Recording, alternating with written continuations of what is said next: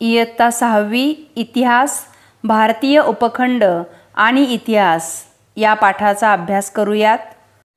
मानवी संस्कृतीच्या वाटचालीत घडलेल्या भूतकालीन घटनांची सुसंगत मांडणी म्हणजे इतिहास होय. इतिहासाचे स्थल, काळ, व्यक्ती व समाज हे प्रमुख 4 आधारस्तंभ आहेत. या 4 घटकांशिवाय इतिहास लिहिला जाऊ शकत नाही. यांपैकी स्थल हा घटक भूगोलाशी म्हणजेच भौगोलिक परिस्थितीशी संबंधित आहे. मानवी समाज ज्या भौगोलिक प्रदेशात राहतो त्या प्रदेशाच्या वैशिष्ट्या आधारेच तेथील जीवनपद्धती आणि संस्कृती विकसित होत असते. पर्यावरणाचा ऱ्हास झाल्यास गावे नगरे उजाड होतात. अशा रीतीने भौगोलिक परिस्थितीशी मानवी जीवनाचा घनिष्ठ संबंध आहे.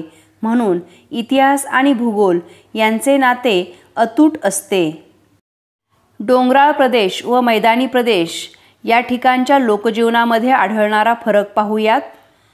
डोंगराळ प्रदेशात राहणाऱ्या लोकांचे जीवन अधिक कष्टाचे असते, तर मैदानी प्रदेशात राहणाऱ्या लोकांचे जीवन त्या मानाने कमी कष्टाचे असते. डोंगराळ प्रदेशात सुपीक शेतीचे प्रमाण कमी असते, तर मैदानी प्रदेशात सुपीक शेतजमीन मोठ्या प्रमाणात उपलब्ध असते.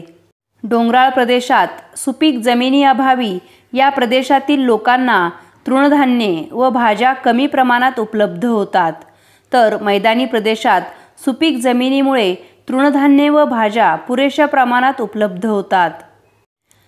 डोंगराळ प्रदेशात धान्य व भाज्या यांच्या कमतरतेमुळे या प्रदेशातील लोकांना अन्नासाठी अधिकतर शिकारीवर व जंगलातील पदार्थांवर अवलंबून राहावे लागते, तर मैदानी प्रदेशात अन्नधान्याच्या उपलब्धतेमुळे या प्रदेशातील लोकांना शिकार वा जंगलावर अवलंबून राहण्याची फारशी गरज नसते. आपल्या परिसराचे हवामान, पर्जन्यमान, शेती उत्पादन, वनस्पती व प्राणी ही आपल्या जगण्याची साधने आहेत. जेथे या साधनांची मुबलकता असते तेथे मानव दीर्घकाळ वस्ती करून राहतो. तेथे त्याची जीवनपद्धती व संस्कृती विकसित होते.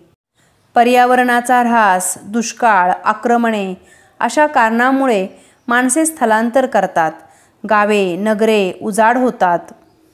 भारताची भौगोलिक वैशिष्ट्ये पाहूयात. आपला भारत देश विस्ताराने मोठा आहे. त्याच्या उत्तरेला हिमालय, पूर्वेला बंगालचा उपसागर, पश्चिमेला अरबी समुद्र आणि दक्षिणेला हिंदी महासागर आहे. भारताची अंदमान निकोबार आणि लक्षद्वीप ही बेटे वगळता उरलेला प्रदेश भौगोलिकदृष्ट्या सलग आहे. प्राचीन भारताचा इतिहास शिकत असताना आपल्याला हा भूप्रदेश लक्षात घ्यावा लागतो. त्याचाच उल्लेख आपण प्राचीन भारत असा करणार आहोत. आजचे पाकिस्तान आणि बांगलादेश इसवी सन 1947 पूर्वी भारताचा भाग होते. हिमालय, सिंधू, गंगा, ब्रह्मपुत्रा नद्यांचा मैदानी प्रदेश, थरचे वाळवंट, दख्खनचे पठार, समुद्रकिनाऱ्यांचे प्रदेश, समुद्रातील बेटे हे 6 भूप्रदेश भारतीय इतिहासाच्या जडणघडणीमध्ये महत्त्वाची भूमिका निभावतात. हिंदुकुश व हिमालय पर्वतामुळे भारतीय उपखंडाच्या उत्तरेला जणू एक अभेद्य भिंतच उभी राहिलेली आहे. या भिंतीमुळे भारतीय उपखंड मध्य आशियातील वाळवंटापासून अलग झालेला आहे. मात्र हिंदुकुश पर्वतातील खैबर बोलन या खिंडीमधून जाणारा खुष्कीचा व्यापारी मार्ग आहे. मध्य आशियातून जाणाऱ्या प्राचीन व्यापारी मार्गांशी तो जोडला गेलेला होता. चीनपासून निघून मध्य आशियातून अरबी प्रदेशापर्यंत जाणारा हा व्यापारी मार्ग रेशीम मार्ग म्हणून ओळखला जातो, कारण या मार्गावरून पश्चिमेकडील देशात पाठवल्या जाणाऱ्या मालात रेशीम प्रमुख होते. याच खिंडीतील मार्गावरून अनेक परदेशी आक्रमकांनी प्राचीन भारतात प्रवेश केला. अनेक परदेशी प्रवासी या मार्गाने भारतात आले. सिंधू, गंगा, ब्रह्मपुत्रा नद्यांचा मैदानी प्रदेश याविषयी माहिती घेऊयात. सिंधू, गंगा आणि ब्रह्मपुत्रा या 3 मोठ्या नद्या आणि त्यांच्या उपनद्या यांच्या खोऱ्यांचा हा प्रदेश आहे. हा प्रदेश पश्चिमेकडे सिंध पंजाबपासून पूर्वेकडे सध्याच्या बांगलादेशपर्यंत पसरलेला आहे. भारतातील सर्वाधिक प्राचीन नागरी हडप्पा संस्कृती आणि त्यानंतरची प्राचीन गणराज्ये आणि साम्राज्ये याच प्रदेशात उदयाला आली. थरच्या वाळवंटाविषयी माहिती घेऊयात. राजस्थान, हरियाणा, गुजरात आणि सध्याच्या पाकिस्तानातील काही भाग या प्रदेशात थरचे वाळवंट पसरलेले आहे. पूर्वेला अरवली पर्वतांच्या रांगा, दक्षिणेला कच्छचे रण, पश्चिमेला सिंधू नदी आणि उत्तरेला सतलज नदी या दरम्यान हे वाळवंट आहे. घग्गर नावाची नदी या वाळवंटातून वाहते. पाकिस्तानात तिला हाकरा म्हणून ओळखतात. राजस्थानात व पाकिस्तानात कोरड्या पडलेल्या या नदीच्या पात्रात हडप्पा संस्कृतीची अनेक स्थळे वसलेली आढळून आली आहेत. दख्खनच्या पठाराविषयी माहिती घेऊयात. उत्तरेला सातपुडा आणि विंध्य पर्वतांच्या रांगा, पश्चिमेला सह्याद्री पर्वताच्या रांगा आणि पूर्वेकडे पूर्वघाट या दरम्यानच्या भारताच्या दक्षिणेकडील पठारी प्रदेशाला दख्खनचे पठार असे म्हणतात. भारतीय द्वीपकल्पाचा बहुतांश भाग दख्खनच्या पठाराने व्यापला आहे.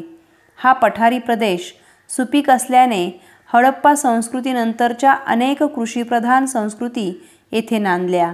मौर्य आणि अनेक राजांची साम्राज्य या प्रदेशात होती. समुद्रातील बेटांविषयी माहिती घेऊयात. अंदमान आणि निकोबार ही बंगालच्या उपसागरातील भारतीय बेटे आहेत. तसेच लक्षद्वीप हा भारतीय बेटांचा समूह अरबी समुद्रात आहे. प्राचीन काळच्या समुद्री व्यापारात या बेटांचे स्थान महत्त्वाचे असावे. Periplus of the Erythraean Sea म्हणजेच तांबड्या समुद्राचे माहिती पुस्तक या पुस्तकात भारतीय बेटांचा उल्लेख आहे.